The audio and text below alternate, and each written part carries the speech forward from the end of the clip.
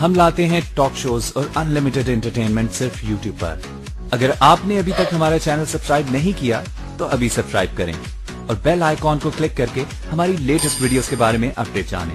Subscribe کیجئے اور ہم آپ کو لیے چلیں گے آپ کی favourite video. Kindly recite Surah Fatiha for the grandfather of Mehraban Ali, Sayyid Hussain Shah Shamsi Sabzawari Tabrizi.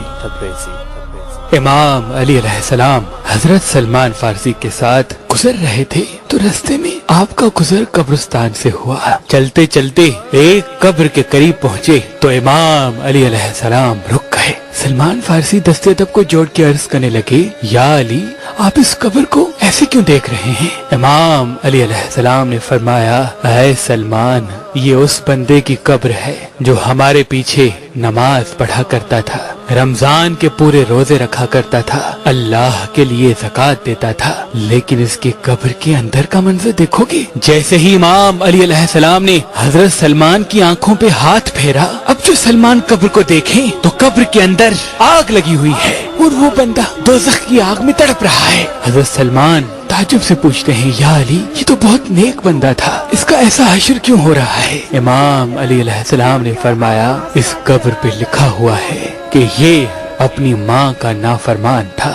پھر امام علی علیہ السلام اور جناب سلمان اس بندے کے گھر گئے تو دیکھا ایک بوڑھی عورت رو رہی تھی۔ امام علی علیہ السلام نے فرمایا، اے عورت، تو زبیر کی ماں ہے نا؟ تو وہ رو کے کہنے لگی، ہاں یا علی، میں اس زبیر کی ماں ہوں جو مجھے بات بات پہ ٹوکتا رہتا تھا، لوگوں کے سامنے میرے ساتھ زور سے بات کرتا تھا، میری بے عزتی کرتا تھا، مجھے ایک نوکرانی سمجھتا تھا۔ امام علی علیہ السلام نے فرمایا، اے زبیر کی ماں، تم دیکھنا چاہو گی کہ آج تمہارے بیٹے کے ساتھ قبر میں کیا ہو رہا ہے؟ اب جیسے ہی وہ عورت آنکھیں بند کرے تو دیکھے کہ اس کا بیٹا قبر کے اندر آگ میں جل رہا ہے۔ وہ چیخ کے کہنے لگی، یا علی، میرے بیٹے کو اس آگ سے بچاؤ۔ امام علی علیہ السلام نے فرمایا، اللہ نے اس کی تمام نیکیوں کو اس کے منہ پہ دے مارا اور یہ فرمایا کہ قیامت تک یہ ایسے ہی آگ میں جلتا رہے گا اور قیامت کے بعد بھی یہ دوزخ میں جلتا رہے گا،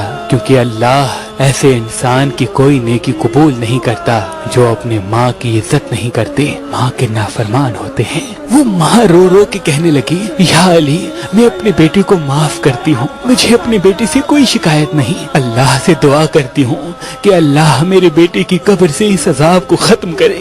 امام علی علیہ السلام اور جناب سلمان نے آمین کہا۔ اب جو وہ ماں آنکھیں بند کرے تو دیکھے اس کا بیٹا پرسکون سویا ہوا ہے۔ امام علی علیہ السلام نے فرمایا، اللہ نے تمہاری سن لی اور تمہارے بیٹے کی قبر سے اس عذاب کو ختم کر دیا جو ماں کی نافرمانی کے سبب آتا ہے۔ یہ ہے ماں جو اتنی تذلیل کے بعد، اتنی توہین کے بعد بھی اپنے بیٹے کو تکلیف میں دیکھ نہیں سکتی، تو ہم اپنی زندگی میں اپنی ماؤں کو تکلیف کیوں دیتے ہیں، ان کی تکلیف کا سبب کیوں بنتے ہیں؟ اللہ دنیا کی تمام ماؤں کو اپنی حفظ و امان میں رکھے اور اللہ سے یہ دعا ہے کہ کبھی بھی کہیں بھی کسی بھی اولاد کے سبب کسی ماں کی آنکھوں میں کوئی آنسو نہ آئے۔ حضور نے فرمایا، اللہ اس شخص کے چہرے کو تر و تازہ رکھے جس نے میرے سے کوئی حدیث سنی، پھر جیسے سنی اس کو ویسے آگے پہنچا دیا۔